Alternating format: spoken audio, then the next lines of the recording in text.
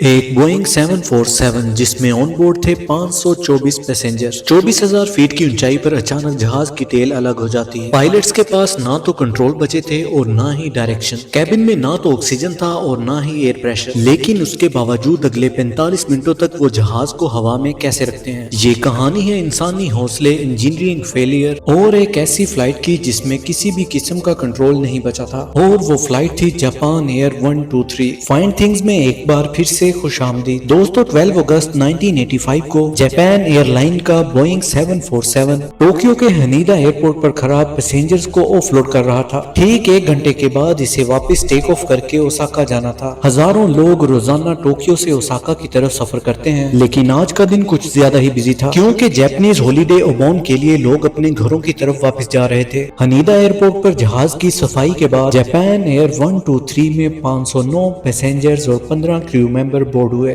کریو کے لیے تو یہ ایک روٹین کی فلائٹ تھی، لیکن مسافروں کو اس بات کا آئیڈیا نہیں تھا کہ جس جہاز میں وہ سفر کرنے جا رہے ہیں وہ برسوں پرانی ایک کمزوری کا شکار ہے، ایک ایسا مسئلہ جس کا نہ تو پائلٹس کو پتا تھا نہ ہی فلائٹ انجینئر کو۔ بزی شیڈیول ہونے کی وجہ سے بوئنگ 747 کی یہ آج کی 6th فلائٹ ہونے والی تھی۔ کاکپٹ کریو کی بات کی جائے تو اس میں 49 ایئرز کیپٹن مسامی ٹاکاہاما فلائٹ کو لیڈ کر رہے تھے، جن کا ٹوٹل 12,000 گھنٹوں کا ایکسپیرینس تھا۔ فرسٹ آفیسر 39 سالہ یوٹاکا ساساکی تھے، جن کا کیپٹن کی پروموشن کے لیے آلریڈی پروسیس چل رہا تھا۔ یہ فلائٹ ان کی پروموشن کے لیے بہت ہی اہم تھی اور ان کا ٹوٹل 3,900 گھنٹوں کا ایکسپیرینس تھا۔ تھرڈ کاکپٹ کریو میں 46 سالہ فلائٹ انجینئر ہیروشی فوکوڈا موجود تھے، جن کا کام جہاز کے پائلٹ کے پیچھے والی سیٹ پر بیٹھ کر جہاز کے ٹیکنیکل مسئلوں پر نظر رکھنا تھا۔ سارے کریو کی قابلیت کو دیکھ کر یہ کہنا غلط نہیں ہوگا کہ پیسنجرز کی جان بالکل محفوظ ہاتھوں میں ہے، اور کریو کی طرح جہاز بھی اس قابل ہے یا نہیں، اس بات کا اندازہ تھوڑی ہی دیر میں ہو جائے گا۔ شام کے 6:04 پہ جاپان ایئر 123 کے دروازے بند کیے گئے اور پائلٹس نے جہاز کو رن وے 15L تک ٹیکسی کرنا شروع کیا۔ ٹوکیو سے اوساکا تک یہ فلائٹ بہت ہی چھوٹی ہونے والی تھی، صرف اور صرف 1 گھنٹے 12 منٹ کی، یعنی کہ جس وقت جہاز اپنے کروزنگ الٹیٹیوڈ 24,000 فیٹ کی اونچائی پر پہنچے گا تبھی اسے نیچے اتارنے کی تیاری کی جائے گی۔ ٹوکیو میں موسم بالکل صاف تھا، لیکن آج کے دن جاپان میں کئی جگہوں پر تھنڈر سٹارم ابھر رہے تھے، جس کی وجہ سے پائلٹس کو انسٹرکشن دی گئی تھی کہ وہ ٹوکیو سے اوساکا سیدھے نہیں بلکہ اوشن کے اوپر سے جائیں گے۔ اب رن وے 15L پہ Japan Air 123 flight take off کے لیے ریڈی تھی۔ 6:12 پر کنٹرول ٹاور سے پرمیشن ملنے کے بعد پائلٹس نے جہاز کے تھرسٹ لیور کو اوپر کیا اور جہاز کامیابی سے ٹیک آف کر گیا۔ یہاں تک جو کچھ بھی ہوا وہ بالکل نارمل تھا۔ ٹیک آف کے ٹھیک 12 منٹوں بعد سگامی بے کے اوپر جہاز کے کاکپٹ میں ایک پراسرار آواز آتی ہے اور اس کے ساتھ ہی جہاز کے ٹیل والے حصے میں ایک سوراخ ہو جاتا ہے۔ جو مسافر ابھی تک اپنے گھر جانے کی خوشی میں ایکسائٹڈ تھے، ان کی ایکسائٹمنٹ پلک جھپکتے ہی خوف میں بدل جاتی ہے، کیونکہ سوراخ ہونے کی وجہ سے کیبن میں شور شرابہ شروع ہو گیا اور کیبن میں پڑی ہوئی لوز چیزیں اس سوراخ کی طرف کھینچنے لگتی ہیں۔ یہ سب اتنی تیزی سے ہوا کہ یہ آئیڈیا لگانا بھی مشکل تھا کہ آخر ہوا کیا ہے۔ یہ آواز اتنی زیادہ تھی کہ اسے کاکپٹ اور کیبن دونوں جگہ سنا گیا۔ کاکپٹ وائس ریکارڈر میں یہ آواز کچھ اس طرح سے ریکارڈ ہوئی۔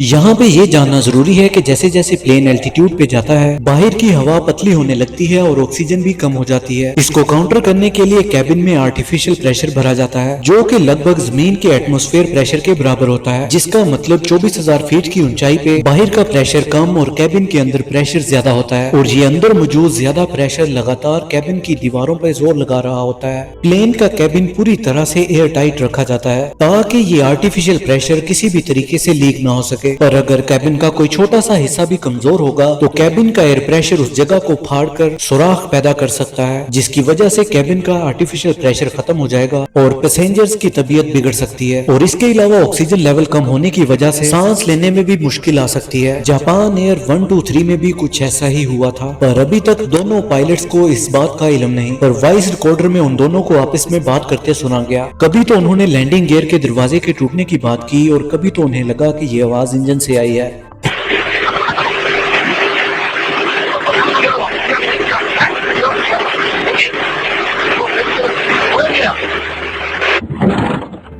पर हकीकत ये थी कि जहाज के फ्यूजलाज का पिछला हिस्सा जहाज से अलग हो चुका था और साथ ही वो रडार को भी ले उड़ा। फ्यूजलाज के टेल फट जाने की वजह से कैबिन में प्रेशर मेंटेन नहीं हो पाएगा। रडार जो कि टेल पर लगे इस हिस्से को कहते हैं, इसका जहाज से अलग होने का मतलब ये है कि जहाज अब दोनों पायलट्स के कंट्रोल से बाहर जाने वाला है। रडर का काम जहाज की यो मूवमेंट को कंट्रोल करना होता है। कोई भी जहाज जब टर्न लेता है तो इस मूवमेंट को रोल मूवमेंट कहा जाता है। जहाज की नोज अप और नोज डाउन करने को पिच कहते हैं, जबकि हॉरिजॉन्टली नोज की मूवमेंट लेफ्ट राइट होने को यो मूवमेंट कहा जाता है। आसान लफ्जों में कहा जाए तो जापान एयर 123 करीब 24,000 फीट की ऊंचाई पे रडर ना होने की वजह से ना तो सही से टर्न कर पाएगी और ना ही लैंडिंग करते वक्त अपने आप को रनवे से अलाइन कर पाएगी। और इससे भी ज्यादा खतरे की बात तो ये है कि दोनों पायलट को रडर के ना होने का इल्म ही नहीं। जहाज भी अब पहले की तरह स्टेबल नहीं रहा और वो अपने आप लेफ्ट राइट झूलने लगता है, जिसको कंट्रोल करना ऑटो पायलट के बस की बात नहीं थी। नीचे जमीन पर मौजूद एक शख्स ने जहाज की मूवमेंट को देखकर कुछ गड़बड़ महसूस की और इस जहाज की एक फोटो खींची। इस फोटो में साफ साफ नजर आ रहा है कि टेल से रडर का हिस्सा बिल्कुल गायब है। दोनों पायलट अभी तक कुछ समझते कि तभी क्रू से अनाउंसमेंट हुई, जो कि सभी पैसेंजर्स को अपनी सीट पर सीट बेल्ट बांधने की हिदायत कर रहे थे।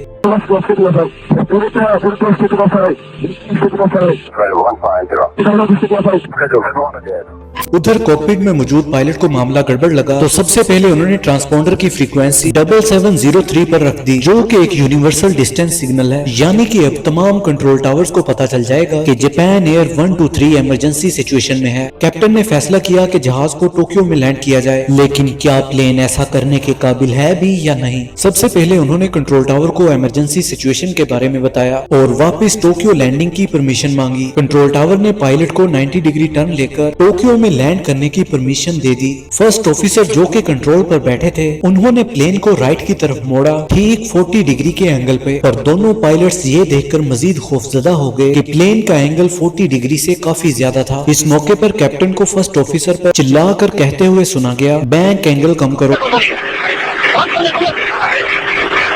लेकिन एंगल किसी सूरत भी कम नहीं हुआ। पायलट ने बार बार कोशिश की, लेकिन प्लेन उनके किसी भी इनपुट का जवाब नहीं दे रहा था। इतने में फ्लाइट इंजीनियर ने दोनों पायलट्स को बताया कि हाइड्रोलिक प्रेशर तेजी से कम हो रहा है और फिर देखते ही देखते हाइड्रोलिक प्रेशर 0 पे आ गया। यही वो पॉइंट था कि जब कॉकपिट में मौजूद तीनों क्रू मेंबर को पता चल गया था कि जहाज उनके कंट्रोल से निकल चुका है। आप में से जिनको नहीं पता उनको बताते चले कि प्लेन के जितने भी कंट्रोल्स होते हैं, जिसमें लेफ्ट राइट टर्न के लिए लगे एलोवॉन्स, पिच के लिए एलिवेटर, स्पीड कम करने के लिए फ्लैप्स, इन सबको फ्लाइट के दौरान, खास तौर पर जब 1000 किलोमीटर पर आवर की विंड सामने से लग रही हो, हाथ से हिलाना नामुमकिन होता है। इसीलिए इनको हाइड्रोलिक प्रेशर की मदद से मूव किया जाता है। और जापान एयर 123 की जो टेल टूटी थी, वो अपने साथ कुछ हाइड्रोलिक पाइप को भी फाड़ चुकी थी। यही वजह थी कि अब जहाज का पूरा हाइड्रोलिक प्रेशर खत्म हो गया और कॉकपिट में मौजूद कंट्रोलर्स सिर्फ किसी शो पीस की तरह रह गए। 24,000 फीट की ऊंचाई पर जापान एयर 123 कई मसलों का शिकार हो चुकी थी। कैबिन प्रेशर खत्म हो चुका था, ऑक्सीजन मास्क निकल आए और हाइड्रोलिक प्रेशर खत्म होने की वजह से कंट्रोल्स नाकारा हो चुके थे। और सबसे खतरे की बात तो ये कि अब पैसेंजर्स और पायलट्स को लो प्रेशर होने की वजह से हाइपोक्सिया होने का खतरा था। ये वो कंडीशन होती है जब बॉडी में ऑक्सीजन लेवल कम होने की वजह से कंफ्यूजन हो जाती है, फैसले करना मुश्किल हो जाता है, मूवमेंट स्लो हो जाती है और यहाँ तक कि इंसान के बेहोश होने का खतरा भी बढ़ जाता है। कैबिन क्रू को ऑक्सीजन मास्क लगाने की अनाउंसमेंट करते हुए सुना गया।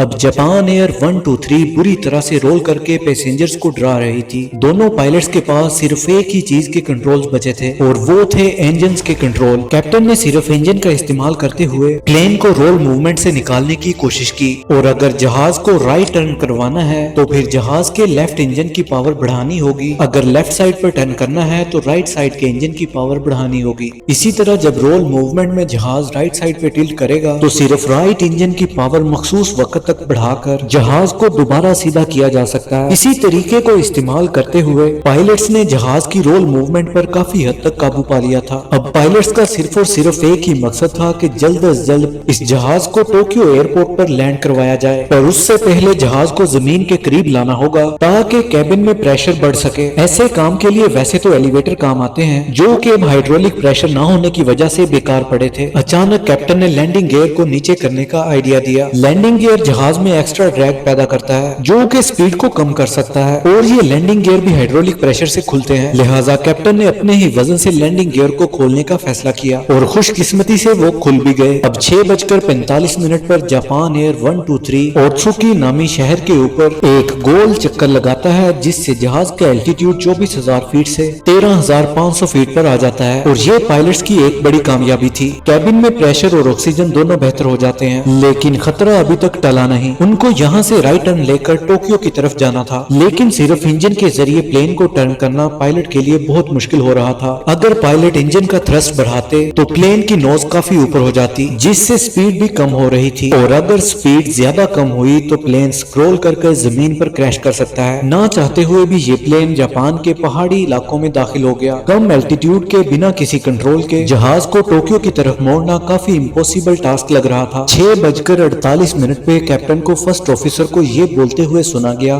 कि राइट टर्न करो, आगे पहाड़ है।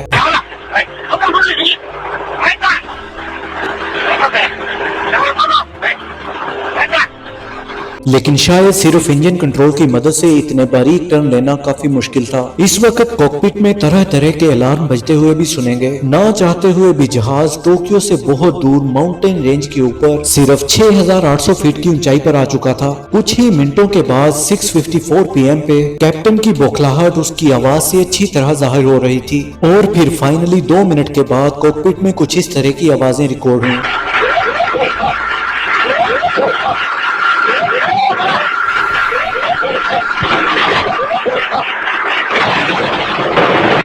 जापान एयर का जहाज टर्न लेते हुए कम एल्टीट्यूड की वजह से एक पहाड़ से जा टकराया। इस हादसे में सिर्फ 4 लोग जिंदा बच सके, जो कि कैबिन के सेंटर में लेफ्ट साइड पर बैठे थे। बाकी सारे पैसेंजर्स और क्रू मेंबर की जानें इस होलनाक हादसे की नजर हो गईं।